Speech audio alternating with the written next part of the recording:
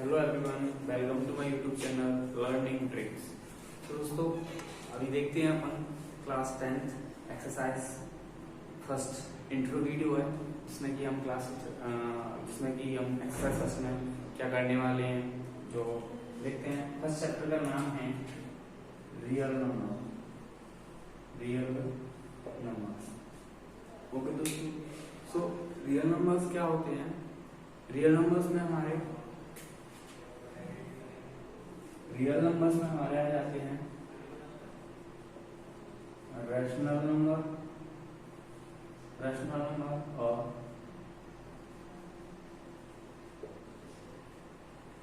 Irrational number. Okay दोस्तों, rational और irrational number. तो रैशनल नंबर क्या होते हैं और इरेशनल नंबर क्या होते हैं। सबसे पहले रैशनल नंबर क्या होते हैं। तो रैशनल नंबर्स ऐसे नंबर्स जिन्हें अपन पीरियोडिक क्यू की फॉर्म में लिख सकते हैं। ऐसे नंबर्स जिन्हें हम पीरियोडिक क्यू की फॉर्म में लिख सकते हैं where Q is not equal to 0, जहां क्यू किसके बराबर नहीं होना चाहिए, 0 के इक्वल नहीं होना चाहिए। ओके, अगर जैसे कि सिंपली 0 है तो 0 के नीचे मैं 1 ऐड कर सकता हूँ। अगर 1 ऐड कर सकता हूँ तो इसका मतलब ये कैसा है, ये एक रैशनल नंबर है। ओके ना, जैसे कि 6/1 this is also a rational number. Okay, तो ये रैशनल नंबर है। रैशनल नंबर्स में भी हमारे, मैं इसको थोड़ा सा डीपली बताऊं। देखो, थोड़ा सा डीपली देखेंगे तो इसमें हमारे आ जाते हैं टर्मिनेटिंग डेसिमल और नॉन टर्मिनेटिंग रिपीटिंग डेसिमल। इसमें तो हमारे आ जाते हैं terminating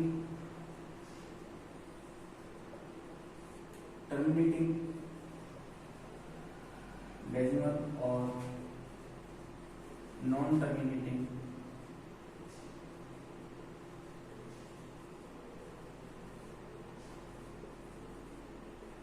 decimal, non terminating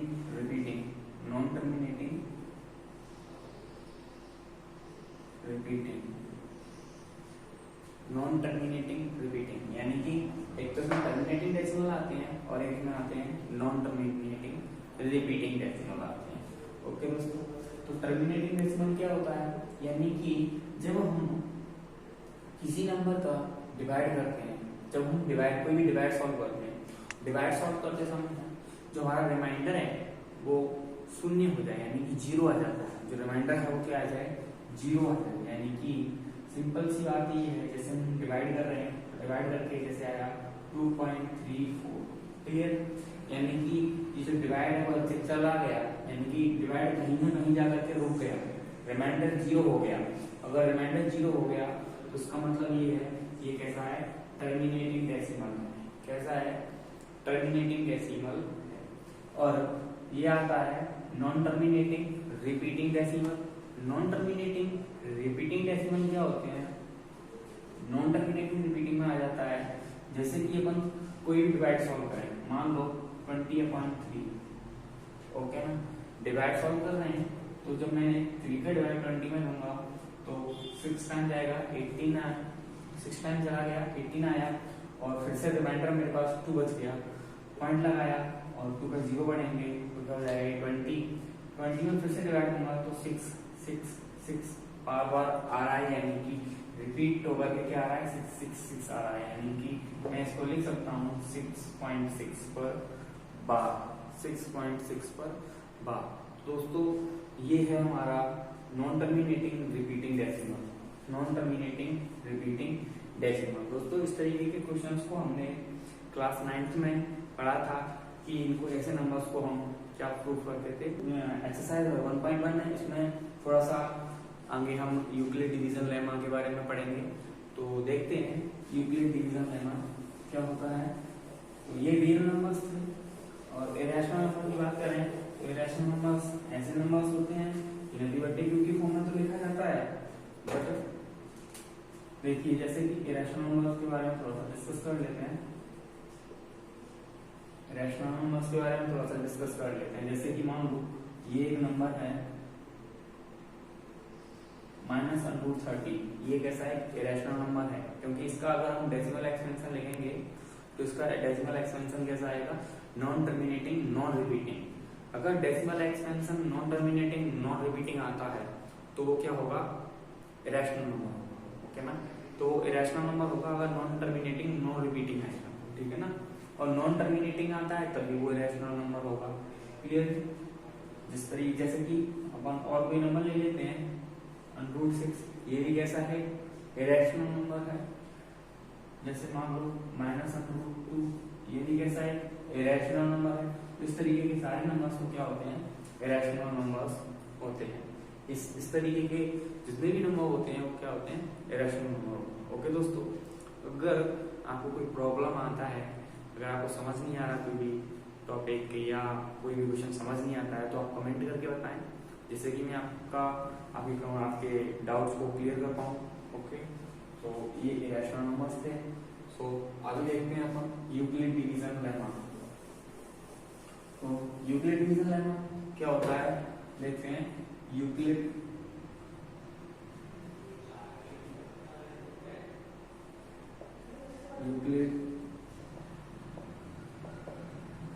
division lemma, Euclid division lemma. तो यूक्लिड डिवीजन लेमा क्या होता है, देखेंगे। A बराबर DQ प्लस R, वेयर जो R होता है वो 0 से बड़ा या 0 के इक्वल होता है और B से हमेशा छोटा होता है। यानी कि जो R की वैल्यू है यूक्लिड डिवीजन लेमा में, जो R की वैल्यू होती है वो R की वैल्यू 0 से या तो 0 के इक्वल होती है, 0 से हमेशा बड़ी होती है, 0 के बराबर है। इसका मतलब होता है, इस साइन का मतलब हम अच्छी तरीके से जानते हैं कि इस साइन का मतलब क्या होता है, इस तरफ जो लिखा होगा, यानी कि इस साइन का जिस तरफ ये मुंह ओपन होता है, इसका ये जिस तरफ ओपन होता है उस तरफ क्या होता है, हमेशा बड़ा नंबर होता है, और इस तरफ होता है वो लेस होता है। ओके, तो इसका मतलब ये है कि जो R की वैल्यू है वो 0 से 0 के तो बराबर होगी या 0 से बड़ी होती है, ठीक है। और R की वैल्यू हमेशा B से क्या होती है, छोटी। यानी R इधर लिखा हुआ है और B उधर लिखा है, तो इसका मतलब R से हमेशा छोटी होती है, ठीक है ना। तो सिंपली कह सकते हैं जो R की वैल्यू है वो 0 या 0 से बड़ी और B से हमेशा छोटी होती है। ये होता है यूक्लिड डिवीजन लेमा। अच्छा, यूक्लिड डिवीजन लेमा ये हमारे डिवीजन एल्गोरिथम हुआ करती थी। डिवीजन एल्गोरिथम जैसे मान लो ये हम डिवाइड सॉल्व करते हैं, सपोज ये हम डिवाइड सॉल्व करते हैं, ओके ना।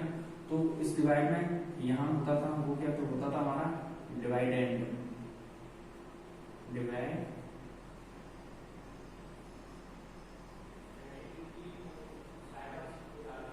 डिविडेंड होता था, और यहाँ पे होता था वो होता था हमारा डिवाइजर। ये क्या होता था यहाँ पे हमारा डिवाइजर, और यहाँ होता है वो होता है हमारा क्विटेंड, और ये होता है हमारा रिमाइंडर। ये होता है हमारा रिमाइंडर। तो यही यूक्लिड डिवीजन लेमा, यही थ्योरम है। थ्योरम यही है कि ये तो क्या हो गया यहाँ पे डिवाइडेंड, यानी कि जो ए हो गया वो हो गया डिवाइडेंड, ए तो हो गया डिवाइडेंड, और यहाँ पे इनका और इसका मल्टीपल हो गया ये, और ये प्लस रिमाइंडर।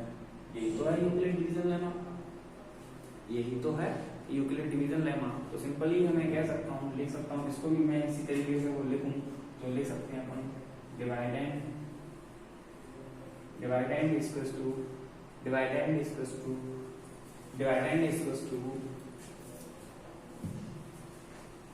अगर हम इसको भी इस तरीके से लिखें तो ये हो जाएगा डिवाइडेंड इक्वल्स टू, ये क्या होता है divisor multiply by quotient plus reminder.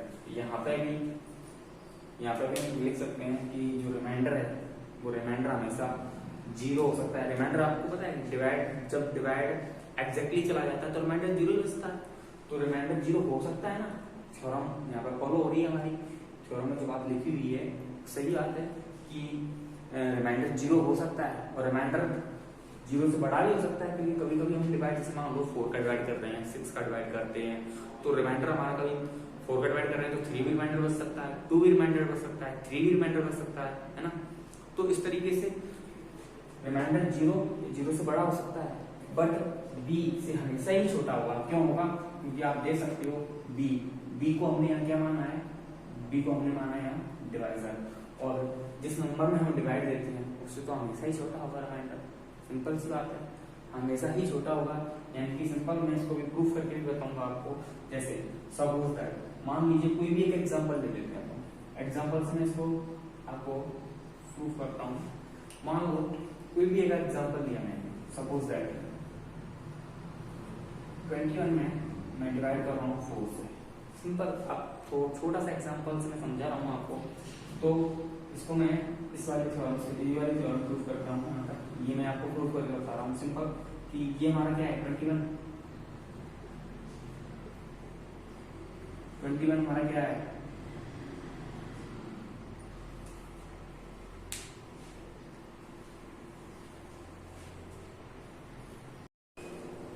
हम दोस्तों हम बात कर रहे थे यूक्लिड डिवीजन लेमा की, ओके ना। तो यूक्लिड डिवीजन लेमा में a बराबर bq plus r, where r is not equal to, r की वैल्यू है वो हमेशा 0, r की वैल्यू वो हमेशा 0 से 0 के इक्वल या 0 से बड़ी होगी और b से हमेशा छोटी होती है, ठीक है ना। तो यूक्लिड डिवीजन लेमा को अपन प्रूफ करें तो अपन छोटी क्लासेस यानी कि प्रीवियस क्लासेस में हमने पढ़ा था।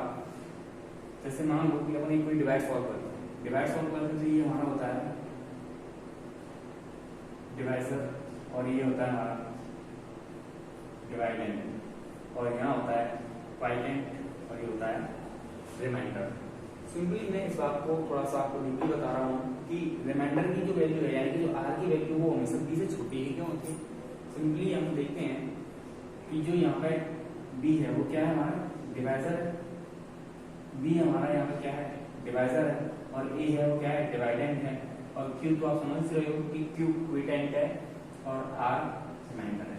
मान लो कि मैं डिवाइड सॉल्व करता हूँ छोटा सा 21/4, क्लियर, 21/4 डिवाइड सॉल्व कर रहा हूँ, जिसमें कि इसको मैं इस तरीके से लिख सकता हूँ बच्चों वाले तरीके से, इसको मैं इस तरीके से लिख सकता हूँ। तो ये क्या है 4 का डिवाइड 21 में दूंगा, यानी कि 4 हमारे क्या है यहाँ पे डिवाइजर है, 21 डिवाइडेंड है।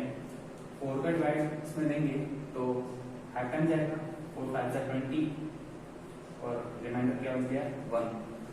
अब आप बताओ यदि r की वैल्यू 4 बच से आती है तो हम इसका मतलब 4 का डिवाइड और एक मतलब अगेन चला जाता है ना, अगेन और एक मतलब नेक्स्ट और चला जाता है, 6 टाइम चला जाता है डिवाइड, 7 टाइम चला जाता है। तो यहाँ जो रिमाइंडर है वो हमेशा b से छोटा ही बचेगा, ये क्लियर है। मतलब ये डाउट क्लियर है कि रिमाइंडर की जो वैल्यू है वो हमेशा ही डिवाइजर से छोटी होगी ना। ओके, अब प्रॉब्लम ये, अब ये वाली बात आ रही होगी कि सर रिमाइंडर 0 भी तो 0 कैसे हो सकता है। सर रिमाइंडर 0 हो सकता है क्योंकि मान लो अगर ये डिवाइड ऐसे होता है 20 में डिवाइड बाय 4 का तो 4 5 जा 20, अभी रिमाइंडर क्या हो रहा है 0, तो इसीलिए जो रिमाइंडर की वैल्यू है वो क्या हो सकती है 0 भी हो सकती है और 0 से बड़ी भी हो सकती है, बट हमेशा ही डिवाइजर से छोटी होगी, यानी कि b से हमेशा ही छोटी होगी। क्लियर है, यहाँ तक कोई प्रॉब्लम नहीं होगी। अगर आपको कोई प्रॉब्लम हो तो आप कमेंट बॉक्स में कमेंट करके जरूर बताएं, ओके ना। आगे देखते हैं, ये यूक्लिड डिवीजन लेमा थ्योरम थी हमारी। यूक्लिड डिवीजन लेमा से हम HCF निकालना सीखेंगे, ओके ना। यूक्लिड डिवीजन लेमा से अपन HCF निकालना भी सीखेंगे। तो एक छोटा सा क्वेश्चन ये है कि मान लो सपोज दैट कि यूक्लिड डिवीजन लेमा से हमें ना एक HCF निकालना है। चलो एक क्वेश्चन सॉल्व करवा देता हूँ अपने तरफ से एग्जांपल लेके। जैसे मान लो 125 and 225 का हमें HCF फाइंड करना है। क्या फाइंड करना है? HCF फाइंड करना है by Euclid division lemma. Euclid division lemma से हमें 125 into 225 का HCF फाइंड करना है, ओके ना। तो सिंपल हम यहाँ पे किसका यूज करेंगे यूक्लिड। देखो मैं क्वेश्चन सॉल्व कराऊंगा तो वहाँ पे हम पूरी लैंग्वेज के साथ सॉल्व करेंगे, ठीक है ना। तो बाय हम इस पर लिखेंगे by using Euclid division lemma, Euclid division lemma. और यूक्लिड डिवीजन लेमा क्या होता है हमारा, a बराबर bq plus r r less than और इक्वल टू एन बी। हाँ, वेयर आर हमेशा 0 या 0 के बराबर होता है और बी हमेशा छोटा होता है। सिंपल सी बात। सो यूक्लिड डिवीजन लेमा का यूज करते हुए हम इसको सॉल्व करेंगे। तो सबसे पहले हम क्या लिखते हैं, ए, और ए यानी कि डिवाइडेंड, और डिवाइडेंड हमेशा कौन सा नंबर लेंगे अपन, बड़ा वाला नंबर। हम सबसे पहले लिखते हैं since 2 to 5 is greater than 125, 2 to 5 is greater than 125, so हम लिखेंगे 2 to 5, 2 to 5, ओके। यानी कि हम a बराबर b की प्लस r के अकॉर्डिंग सॉल्व करेंगे। और हाँ दोस्तों, इसको हम सॉल्व करेंगे यूक्लिड डिवीजन लेमा के अकॉर्डिंग। तो कैसे सॉल्व करेंगे, देखिए ये सबसे पहले हमने क्या लिख लिया, यहाँ पे डिवाइडेंड लिख लिया, हो गया ना। अब मैं ये यहाँ पर रफ वर्क कर रहा हूँ, ठीक है ना। यानी कि 125 का डिवाइड 2 to 5 में देते हैं डिवाइड, ठीक है ना। तो जब हम इसका 125 की टेबल 2 टाइम पढ़ेंगे तो कितना आएगा 250, और 250 कैसा हो जाएगा, मोर देन हो जाएगा, तो 1 टाइम डिवाइड जाएगा। हमारे पास जो रिमाइंडर बच जाएगा, कितना बच जाएगा, 100 रिमाइंडर बच जाएगा, 100 रिमाइंडर बच गया। अब ये एक स्टेप हो गया, फर्स्ट स्टेप हो गया। फर्स्ट स्टेप को पहले यहाँ लिख लीजिए। ये क्या था हमारा डिवाइजर, ये क्या था डिवाइजर। तो यूक्लिड डिवीजन लेमा में ये क्या होता है, हमारा डिवाइजर होता है। यानी जो बी होता है ना, बी को हम क्या बोलते हैं, डिवाइजर। तो डिवाइजर क्या था हमारा 225 मल्टीप्लाई बाई क्विटेंड कितना आया था 1 प्लस रिमाइंडर। जब हम इसको सॉल्व करेंगे तो क्या आएगा हमारे पास, एक स्टेप आ जाएगा, ओके।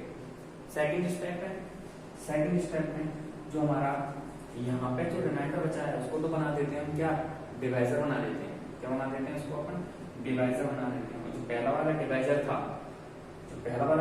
था उसको क्या बना देते हैं, डिवाइडेंड बना देते हैं। तो अब हमारे पास जो डिवाइडेंड हो जाएगा वो हो जाएगा 125। देखो ये जो हम एग्जाम में जब हम इसको सॉल्व करेंगे तो ये हमें सिर्फ रेफर करना है, ये करना है हमसे, ओके ना।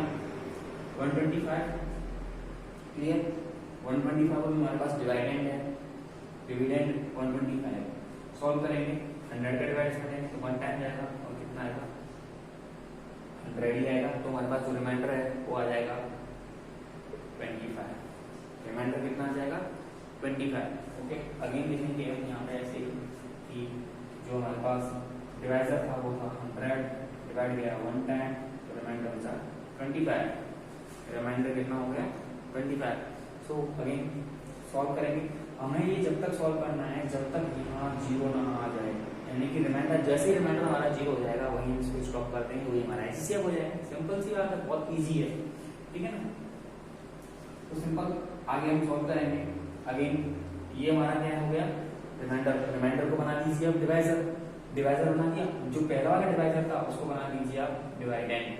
25 की टेबल पढ़ेंगे तो 25 4 जा 100, रिमाइंडर बच गया 0, यानी कि अब हम यहाँ लिखेंगे 100 is equals to 25 multiply by 4 plus 0, okay ना। सो हम लिख सकते हैं सो HCF of 125 and 225 is कितना होगा HCF, यानी कि जिस नंबर से हमने डिवाइड किया था, जिस नंबर का हमने डिवाइड करा था और डिवाइड देने पर जिस नंबर से हमारे पास रिमाइंडर 0 बचा है वही हमारा क्या हो जाएगा HCF। यानी कि हमारे पास जो HCF होगा वो कितना होगा 25 होगा, क्या होगा 25 होगा। सो ये हमारा हो जाएगा आंसर। क्लियर, ओके दोस्तों। सो ये था यूक्लिड डिवीजन लेमा से HCF निकालना। ये क्या था, HCF निकालना यूक्लिड डिवीजन लेमा से। तो अभी हम इसमें थोड़ा सा प्राइम फैक्टराइजेशन भी देख लेते हैं। प्राइम फैक्टर कैसे निकालेंगे हम किसी नंबर से, तो नॉर्मल सी बात है, ये हम क्लास 7th 8th में भी पढ़ते चले आ रहे हैं। तो प्राइम फैक्टर कैसे निकालते हैं, सिंपल सी बात है, देखते हैं। कोई भी नंबर है, सपोज दैट मान लीजिए कोई भी नंबर है 64, इसके प्राइम फैक्टर निकालने हैं तो प्राइम नंबर से डिवाइड करते चलो। प्राइम नंबर क्या होते हैं आप जानते हो कि जो नंबर सिर्फ और सिर्फ खुद से डिविजिबल होते हैं, यानी कि जिन नंबर्स के सिर्फ और सिर्फ 2 फैक्टर होते हैं 1 and 8 7, यानी कि जिन नंबर्स के सिर्फ और सिर्फ 2 फैक्टर होते हैं, है ना, वही तो क्या होते हैं हमारे प्राइम नंबर्स होते हैं। ओके ना, यानी कि which number has divisible by 1 and 8 7, which numbers have divisible by 1 and 8 7, जो नंबर 1 से और 8 7 से डिविजिबल होते हैं वही तो क्या होते हैं प्राइम नंबर होते हैं। क्लियर ना, प्राइम नंबर कौन से होते हैं 2 3 5 7 7 के बाद हम बात करते हैं 11 10 इंफिनिटी, बहुत सारे होते हैं। तो जैसे हमें इसके प्राइम पैटर्न देखनी है तो क्या लिखेंगे, सबसे पहले 2 का डिवाइड इसमें दो 32 टाइम गया, 2 का डिवाइड इसमें देंगे 16 टाइम, 2 का डिवाइड इसमें देंगे 8 टाइम, 2 का डिवाइड 4 टाइम, 2 का डिवाइड 2 टाइम, 2 का डिवाइड 1 टाइम। तो ये है ना वो इसके प्राइम फैक्टर है, यानी कि 64 के जो प्राइम फैक्टर आए हैं वो क्या है 1 2 3 4 5 6, यानी कि 2 की पावर 6। सो दोस्तों ये क्लास 10 एक्सरसाइज फर्स्ट का इंट्रो वीडियो था, फर्स्ट पार्ट था। दोस्तों अगर आपको कोई भी प्रॉब्लम हुई हो या कोई भी टॉपिक समझ में नहीं आया हो, यूक्लिड डिवीजन लेमा समझ में नहीं आया हो, प्राइम फैक्टर समझ में नहीं आए, तो आप कमेंट बॉक्स में कमेंट करके बताएं। दोस्तों मेरे चैनल को सब्सक्राइब करें, अपने दोस्तों के साथ शेयर करें। थैंक यू, धन्यवाद।